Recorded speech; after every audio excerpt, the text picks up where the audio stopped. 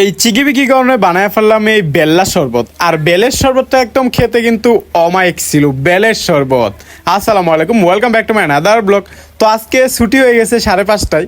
5:30টায় ছুটির সময় আসার সময় একটা বেল নিয়ে আসছি।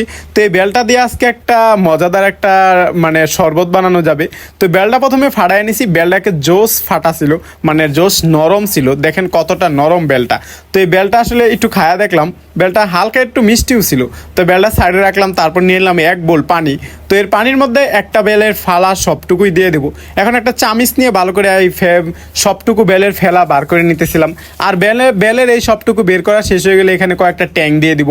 রোজার সময় যে আমি ট্যাং নিয়ে আসলাম, সেই ট্যাংয়ের কিছু ট্যাং এখনও রয়ে গেছে। তো ওই ট্যাং দিয়ে দিব। আর ট্যাং দেওয়া শেষ হয়ে গেলে মূলত এখানে কিছু চিনি দিতে হবে, কারণ যদি এই ট্যাংয়ে তো আর মিষ্টি হবে না, একটু চিনি দিলে একটু মিষ্টি হবে। এদিক দিয়ে কিন্তু আমার মিষ্টির চিনি দেওয়াও শেষ।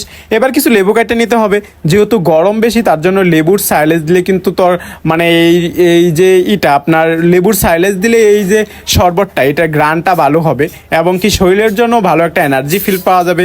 তার জন্য এই লেবুর সাইলেজ কাটে নিলাম। আর এদিক দিয়ে কিছু লেবু তো আমি ফালি ফালি করেও কাটতে নিছি। ফালি ফালি করতে কাটতে নেওয়া যাওয়ার কারণ যেহেতু আমি ভিডিও করবো, দেখতে সুন্দর দেখা যাবে। এবার লেবুর সাইলেজগুলো ভালো করে চিপে এখানে রস দিয়ে দিব। এদিক দিয়ে রস দেওয়া শেষ হয়ে গেলে এখন এটাকে ভালো করে মাখাতে হবে, মানে এই বেলের যে হাঁসগুলো সেগুলো ফালাতে হবে। তার জন্য একটু ভিজাভিজি হয়ে গেলে আমি বেলগুলোকে ভালোভাবে হাত দিয়ে মাখিয়ে নিতেছিলাম। এদিক দিয়ে বেলগুলো ভালোভাবে হাত দিয়ে মাখিয়ে নিলে এদিক দিয়ে চুক্কা চুক্কা ফালাই দিতেছিলাম।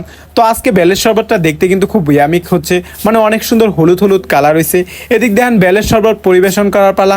বেলের শরবত পরিবেশন করবো আজকে আমি বেলের কৌটাতে। আর তার জন্য একটু বেলের কৌটাকে একটু ডেকোরেশন করে নিচ্ছি, মানে লেবু দিয়ে একটু সাইলেন্স দিয়ে একটু সৌন্দর্য দেখার জন্য আর কি। তো এদিক দিয়ে বেলের শরবত ডালাডালিও নিয়ে নিতেছি। তো বেলের শরবতটা দেখতে কিন্তু অনেক সুন্দর হয়েছে। তো দিয়ে দিলাম একটাই, এদিক দিয়ে অর্ধেক পড়েই গেছে ভিডিও করার যায়। তো বিসমিল্লা বলে একটু খাইলাম। তো আসলে এটা অনেক টেস্ট ছিল, মানে খুবই ভালো টেস্ট ছিল। তো আলহামদুলিল্লাহ এই গরমে একটা এরকম ভালো একটা শরবত খাওয়ার জন্য তারপর একটা গ্লাস নিয়ে নিলাম। আর গ্লাসে নিয়ে একদম তৃপ্তি ভরে মন ভরে খেলাম। তো এটাই ছিল আমার আজকের ভিডিও। তো কেমন লাগলো সেটা জানাবেন। যদি ভিডিওটি ভালো লাগে অবশ্যই কিন্তু লাইক কমেন্ট শেয়ার করতে ভুলবেন না। আর আপনারাও কিন্তু এই গরমে এই বেলের সিজনে এরকম বেল্লা শরবত বানাতে পারেন। আর বেল্লা শরবত খেতে কিন্তু খুবই উপকার হয়। এটা আপনার শরীরের এনার্জি বার করবে এবং কি শরীরের সব রোগ প্রতিরোধ করবে। Tata, bye bye.